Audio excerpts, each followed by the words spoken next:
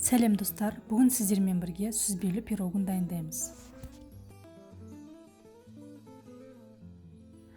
Ең алдымен сары май мен қантты миксермен араластырып аламыз.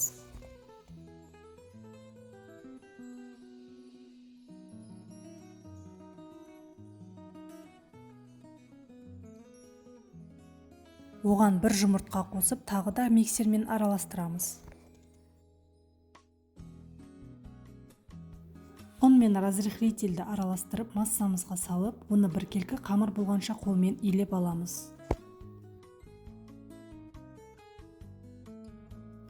Формаға пергамент қағазын төсеп, үстіне қамырымызды саламыз. Жан-жағын шанышқымен әсемдеп, тоңазытқышта қоя тұрамыз.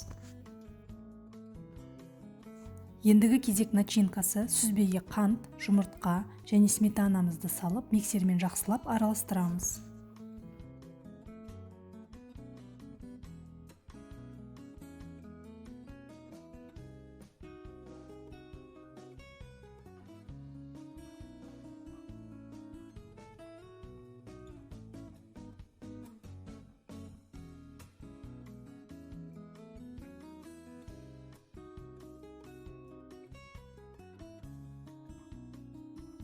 Дайын болған начинкамызды қамырдың үстіне салып, қалағаныңызша үстіне жеміс-жидекпен әсемдесеңіздер болады.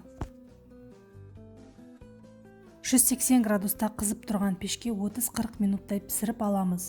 Дайын болған пирогты бөлме температурасында суытып, содан соң тоңазытқышта 1-2 сағат мұздатып аласыздар. Астарыңыз дәмді болсын.